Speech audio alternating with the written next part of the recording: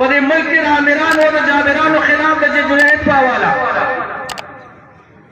دا کومې مسلې او دا کومې ازمایښتونه چې موږ ته مخامخ دي په دې حواله باندې چې هغه وخت کومې پیشنګویۍ او کومې خبرې زموږ مشرانو کړې وې په تاریخ کې د هغې ثاني نشته دی.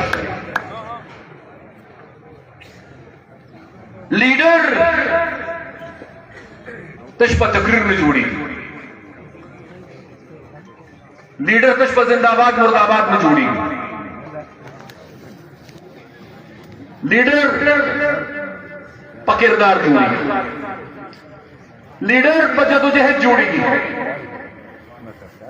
لیډر چې کردار والی او جدوجہد وي او لیډر هغه وي چې ولاړ دلته وي خو نظر یې 40-50 کاله مخکې لګي، هغې ته لیډر وایي او موږ په فخر کوو چې داسې لیډر د باچا خان بابا نه پس کر پاکستان په سیمه پیدا شوی دی او په دې سیمه پیدا شوی دی بلکې بر صغیر کې پیدا شوی دی بغیر د ولی خان بابا نه دا اعزاز بل لیډر ته نه حاصل.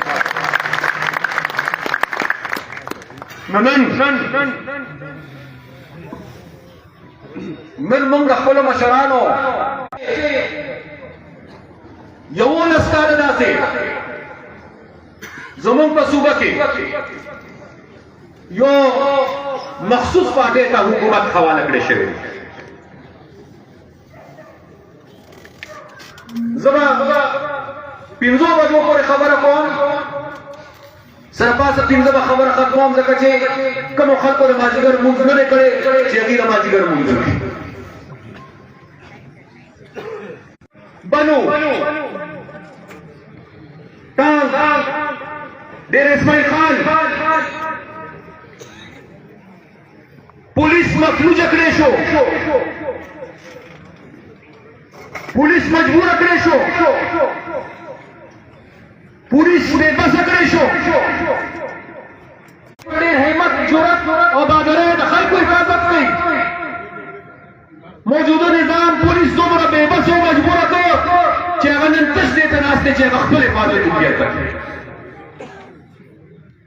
سرکاري ګاډي او افسران د دوی پورې چې ججان د بینک د کیش ګاډي پر هغه روز په سړک سفر نشي کولی.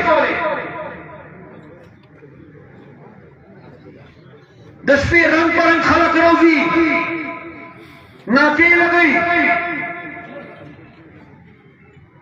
اور یو ځل د پښتون دا وجود سوځولی دی، دا هغه